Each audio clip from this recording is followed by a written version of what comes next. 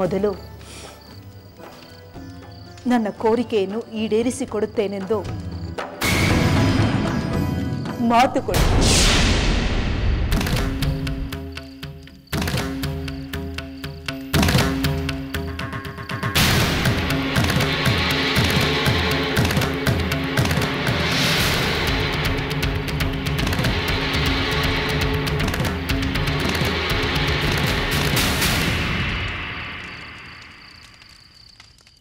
ನಿನ್ನ ಕಿರಿಯ ಮಹಾರಾಣಿಯ ಮಾತಿಗೆ ಮರುಳಾಗಿ ಯಾವ ವಾಗ್ದಾನವನ್ನು ಕೊಡಬೇಡ.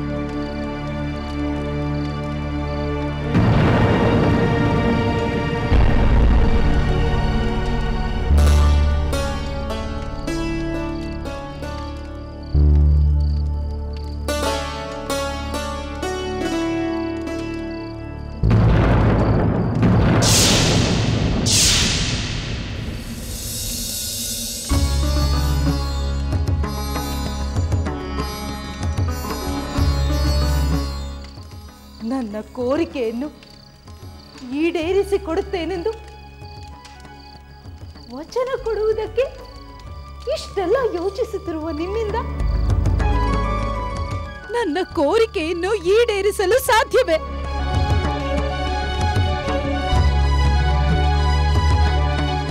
ಪ್ರಭು, ನನ್ನ ಮೇಲೆ ಪ್ರೀತಿ ಇಲ್ಲ ಎಂದು ಒಂದೇ ಒಂದು ಮಾತು ಹೇಳಿಬಿಡಿ. ದೇವಿ, ಹೌದು, ಅದೇ ಸತ್ಯ. ಅದಕ್ಕೆ ತಾನೇ ಈ ಮೌನ. ಹೋಗಿ, ಹೊರಟು ಹೋಗಿ.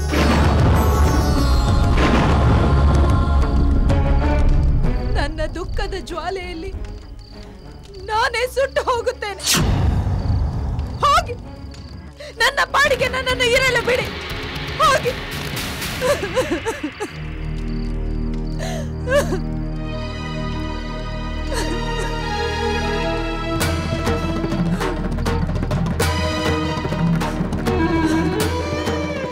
ದೇವಿ,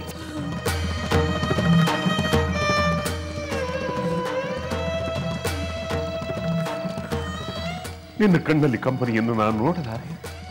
ನನ್ನ ಹೃದಯವನ್ನು ಈಟಿಯಂತೆ ಚುಚ್ಚುತ್ತಿದೆ. ಬೇಡ ದೇವಿ, ದುಃಖಿಸಬೇಡ. ನಿನ್ನ ಕೋರಿಕೆ ಏನೆಂದು ಹೇಳು. ನನ್ನ ಕೋರಿಕೆ ಏನೆಂದು ನೀವು ಕೇಳುವುದರ ಮೊದಲು ಅದನ್ನು ನಡೆಸಿಕೊಡುತ್ತೇನೆಂದು ನನಗೆ ವಚನ ಕೊಡಬೇಕು. ಇಲ್ಲವಾದರೆ ನನ್ನನ್ನು ಇಲ್ಲಿಯೇ ಬಿಟ್ಟು ಹೊರಟು ಹೋಗಬೇಕು.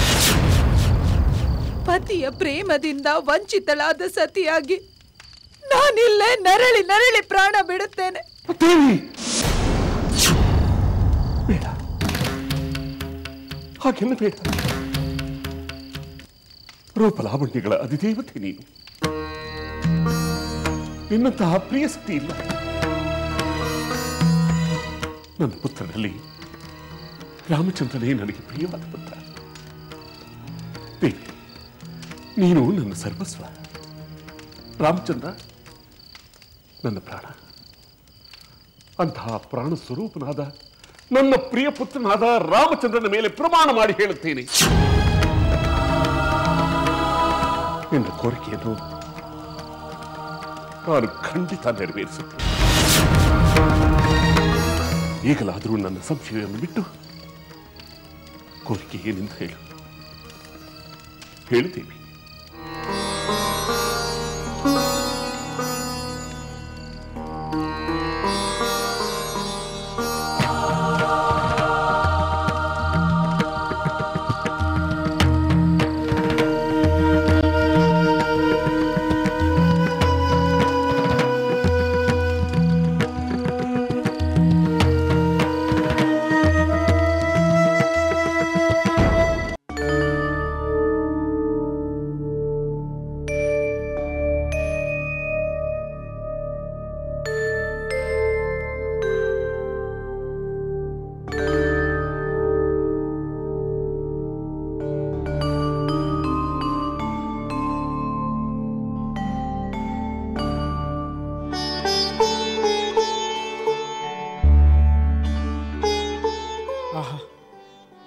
ಪಿತೃ ಸಮಾನನಾದ ಹಿರಿಯ ಸಹೋದರ, ಮಾತೃ ಸ್ವರೂಪರಾದ ಅತ್ತಿಗೆ, ನೀವಿಬ್ಬರನ್ನು ಹೀಗೆ ಕುಳಿತಿರುವುದನ್ನು ನೋಡುತ್ತಿದ್ದರೆ ಜಗತ್ತಿನ ತಂದೆ ತಾಯಿಯನ್ನು ಕಂಡಂತೆ ಆನಂದವಾಗುತ್ತಿದೆ.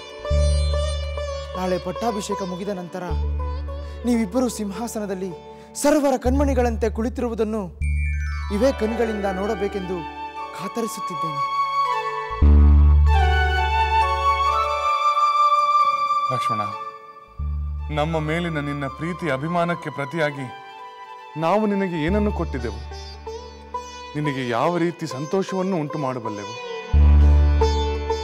ನಿನ್ನಂಥ ಸೋದರನಿರುವುದು ನನ್ನ ಸೌಭಾಗ್ಯ ಲಕ್ಷ್ಮಣ. ಸ್ವಾಮಿ, ನಮ್ಮ ಸಂತೋಷವೇ ತನ್ನ ಸಂತೋಷವೆಂದು ಭಾವಿಸಿ ತನ್ನನ್ನೇ ನಿಮ್ಮ ಸೇವೆಯಲ್ಲಿ ಅರ್ಪಿಸಿಕೊಂಡಿರುವ ಲಕ್ಷ್ಮಣನಿಗೆ ಏನು ಕೊಟ್ಟರೂ ಕಡಿಮೆಯೇ. ಆದರೆ ಅವನ ಅಪೇಕ್ಷೆ ಏನಾದರೂ ಇದ್ದರೆ ಅದನ್ನು ಈಡೇರಿಸಬಹುದಲ್ಲವೇ?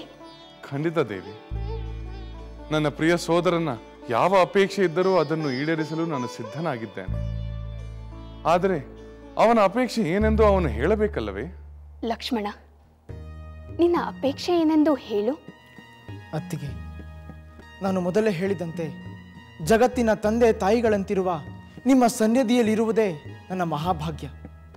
ಅದಕ್ಕಿಂತ ಬೇರಾವ ಅಪೇಕ್ಷೆಯೂ ಇಲ್ಲ. ಲಕ್ಷ್ಮಣ, ನಿನಗೆ ಇನ್ನಾವ ಅಪೇಕ್ಷೆಯೂ ಇಲ್ಲವೇ? ಇದೆ ಸಹೋದರ, ಒಂದೇ ಒಂದು ಅಪೇಕ್ಷೆ ಇದೆ. ಅದೇನೆಂದು ಹೇಳು ಲಕ್ಷ್ಮಣ. ಸಂಕೋಚವೇಕೆ? ನನ್ನ ಬದುಕಿನ ಕಡೆಯ ಕ್ಷಣದವರೆಗೂ ನನ್ನ ಸಹೋದರನ ಸೇವೆಯಲ್ಲಿ ನನ್ನ ಜನ್ಮ ಸಾರ್ಥಕ ಮಾಡಿಕೊಳ್ಳುವುದೇ ನನ್ನ ಆಸೆ.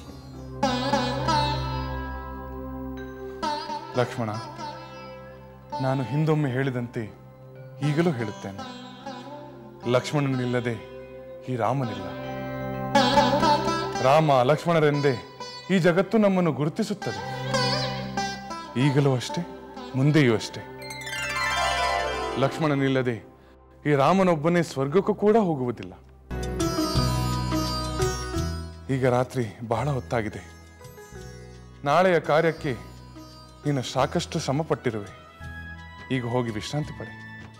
ಸಹೋದರ, ನಮ್ಮ ಮಾತೆಯವರಾದ ಕೌಸಲ್ಯ ದೇವಿ ಮತ್ತು ಸುಮಿತ್ರಾ ದೇವಿಯವರು ನಾಳಿನ ಪಟ್ಟಾಭಿಷೇಕ ಸುಗಮವಾಗಿ ನಡೆಯಲಿ ಎಂದು ರಾತ್ರಿಯೆಲ್ಲ ಉಪವಾಸ ದೇವರನ್ನು ಧ್ಯಾನಿಸುತ್ತಾ ಜಾಗರಣೆ ಮಾಡಲು ನಿರ್ಧರಿಸಿದ್ದಾರೆ. ಅದರ ಮುಂದೆ ನನ್ನ ಶ್ರಮ ದೊಡ್ಡದೇ. ಲಕ್ಷ್ಮಣ, ನಮ್ಮ ಮಾತೆಯರ ವಾತ್ಸಲ್ಯ ಬಹಳ ದೊಡ್ಡದು. ನಮ್ಮ ಮಾತೆಯರು ನನ್ನ ಶ್ರೇಯಸ್ಸಿಗಾಗಿ ಜಾಗರಣೆ ಮಾಡುತ್ತಾರೆ ಎಂದ ಮೇಲೆ ನಾವು ಕೂಡ ನಿದ್ರಿಸದೆ ಧರ್ಮ ಚಿಂತನೆಯಲ್ಲಿ ರಾತ್ರಿಯನ್ನು ಕಳೆಯುತ್ತೇವೆ. ನೀನಿನ್ನು ಹೊರಡು, ಹೋಗಿ ವಿಶ್ರಾಂತಿ ಪಡೆ. ನಾಳಿನ ಪಟ್ಟಾಭಿಷೇಕದ ಶುಭ ಕ್ಷಣದ ನಿರೀಕ್ಷೆಯಲ್ಲಿ ಈ ರಾತ್ರಿಯನ್ನು ಕಳೆಯುವುದೇ ನನಗೆ ವಿಶ್ರಾಂತಿ. ಸಹೋದರ, ನಾನು ಬರುತ್ತೇನೆ. ಮಹಾಪ್ರಭು, ನೀವು ನಿಮ್ಮ ಪ್ರಾಣ ಸ್ವರೂಪನಾದ ರಾಮಚಂದ್ರನ ಮೇಲೆ ಪ್ರಮಾಣ ಮಾಡಿದ ಮೇಲೆ ವಾಗ್ದಾನ ಮಾಡಿದಂತೆಯೇ ಆಯಿತು.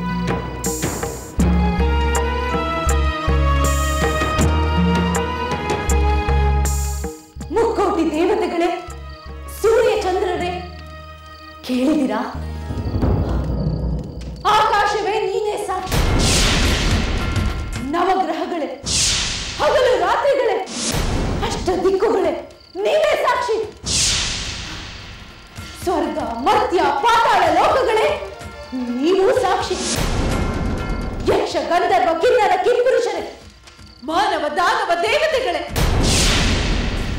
ರಘುಕುಲ ತಿಲಕ ದಶರಥ ಮಹಾರಾಜರು ನೀಡಿದ ವಚನವನ್ನು ನೀವೆಲ್ಲರೂ ಕೇಳಿದ್ದೀರಾ.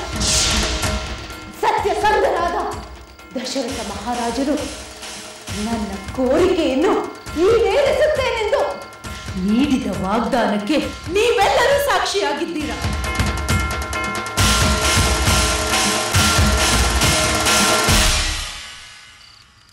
ಇದೇನಿದು? ಇಷ್ಟೊಂದು ದೀರ್ಘವಾದ ಪೀಠಿಕೆ ಹಾಕುತ್ತಿರುವುದರ ಹಿಂದಿನ ಉದ್ದೇಶವಾದರೂ ಏನು? ಪ್ರಭು, ಈಗ ನಾನು ಧೈರ್ಯವಾಗಿ ನನ್ನ ಕೋರಿಕೆಯನ್ನು ನಿಮ್ಮ ಮುಂದೆ ಹೇಳಬಲ್ಲೆ.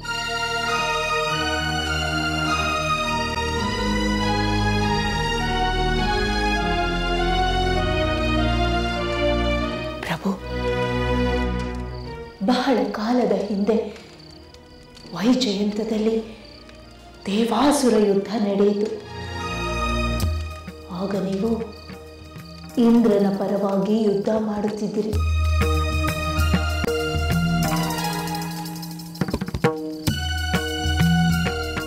ನಿಮ್ಮ ಶೌರ್ಯ ಪರಾಕ್ರಮವನ್ನು ನಾನು ನೋಡಲೆಂದು ನಿಮ್ಮೊಂದಿಗೆ ನನ್ನನ್ನು ಕರೆದುಕೊಂಡು ಹೋಗಿದ್ದೀರಿ.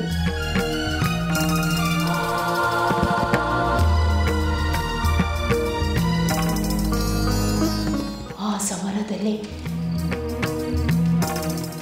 ಶತ್ರುಗಳ ಬಾಣದಿಂದ ಗಾಯಗೊಂಡು ನೀವು ಮೂರ್ಛೆ ಹೋದಿರಿ.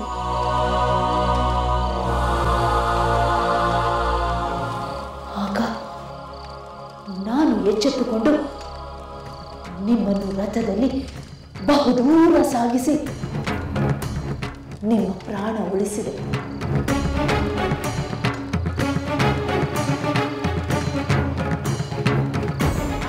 ಸ್ವಲ್ಪ ಸಮಯದ ನಂತರ ನಿಮಗೆ ಎಚ್ಚರವಾಯಿತು.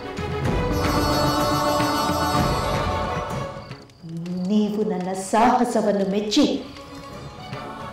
ನನಗೆ 2 ವರಗಳನ್ನು ಅನುಗ್ರಹಿಸುವಂತೆ ಹೇಳಿದಿರಿ. ನೀನು ವೀರ ವನಿತೆಯೇ ಸರಿ. ಸೋಲನ್ನು ತಪ್ಪಿಸಿ ಮುಂದೆ ವಿಜಯಿಯಾಗಲು ಕಾರಣವಾದ ನಿನಗೆ 2 ವರವನ್ನು ಕೊಡುತ್ತೇನೆ. ಕೇಳ್ತೀವಿ, ಏನು ಬೇಕು? ನಿಮ್ಮ ಅನುಗ್ರಹವನ್ನು ನಾನು ಬೇಡವೆನ್ನುವುದಿಲ್ಲ. ಮುಂದೆ ಒಂದಿನ ನನಗೆ ಬೇಕಾದ ವರವನ್ನು ನಾನು ನಿಮ್ಮಿಂದ ಕೇಳುತ್ತೇನೆ. ಹಾಗೆ ಆಗಲಿ. ಎಂದಾದರೂ ಏನಾದರೂ ಕೇಳು, ನಾನು ಅದನ್ನು ನೆರವೇರಿಸುತ್ತೇನೆ.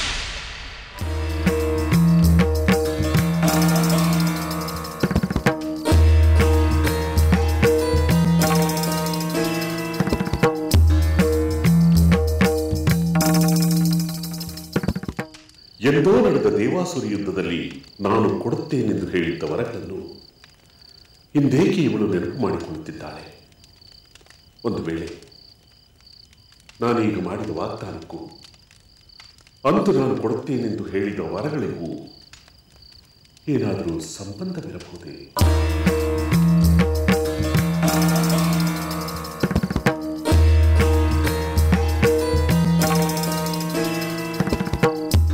ಏಕೆ ಪ್ರಭು, ಏನು ಯೋಚಿಸುತ್ತಿದ್ದೀರಾ? ಹಿಂದಿನ ವೃತ್ತಾಂತ ನಿಮಗೆ ನೆನಪಿಲ್ಲವೇ? ಇದೆ ದೇವಿ, ಅದನ್ನು ಮರೆಯಲು ಸಾಧ್ಯವೇ? ಸಾಧ್ಯ. ಧನ್ಯಳಾದ.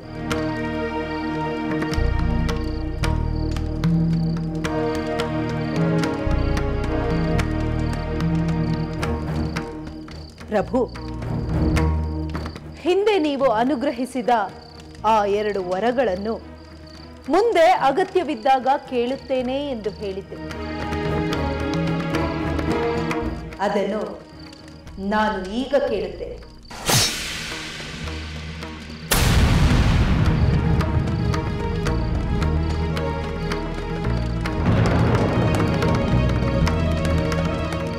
ಎಂದೋ ಕೊಡುತ್ತೇನೆಂದಿದ್ದ ವರಗಳನ್ನು ಇಂದು ಈಡೇರಿಸುತ್ತೇನೆಂದು ನನ್ನ ಪ್ರಿಯ ಪುತ್ರ ರಾಮಚಂದ್ರನ ಮೇಲೆ ಆಣೆ ಇಟ್ಟು ಬಿಟ್ಟನಲ್ಲ.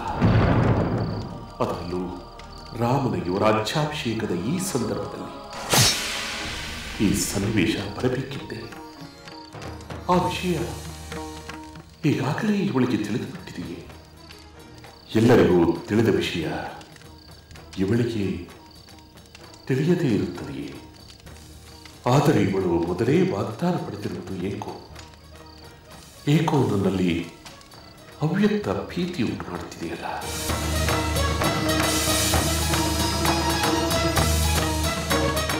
ಪ್ರಭು, ನೀವೇ ಅನುಗ್ರಹಿಸಿದ ವರವನ್ನು ಈಗ ಈಡೇರಿಸಿ ಎಂದು ಕೇಳಿದರೆ ಇಷ್ಟೊಂದು ಚಿಂತೆ?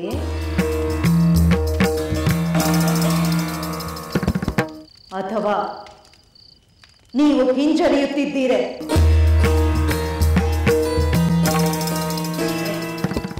ಎಲ್ಲಿಯಾದರೂ ಉಂಟೆ? ನಿಮ್ಮಂತಹ ಧರ್ಮಾತ್ಮರು ಕೊಟ್ಟ ಮಾತಿಗೆ ತಪ್ಪುತ್ತಾರೆ. ಅದರಲ್ಲೂ ಪ್ರಾಣಕ್ಕಿಂತ ಮಿಗಿಲಾದ ಪುತ್ರ ರಾಮಚಂದ್ರನ ಮೇಲೆ ಪ್ರಮಾಣ ಮಾಡಿದ ಮೇಲೆ ಕೊಟ್ಟ ಮಾತಿನಿಂದ ಹಿಂದೆ ಸರಿಯುತ್ತಾರೆಯೇ? ಖಂಡಿತ ಇಲ್ಲ.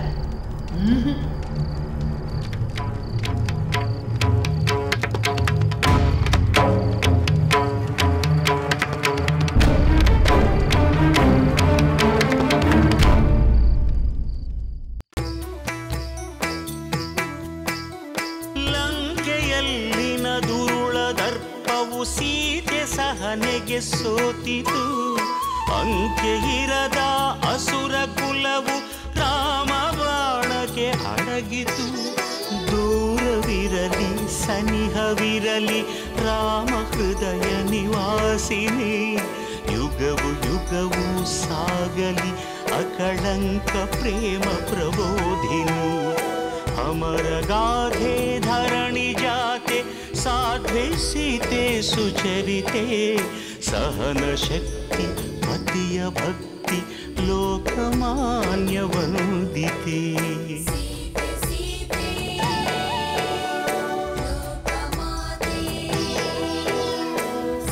ರಾಮ ಹೃದಯ ನಿವಾಸಿನಿ ಅಕಳಂಕ ಪ್ರೇಮ ಪ್ರಬೋಧಿನಿ. ಸೀತೆ ಮಾತೆ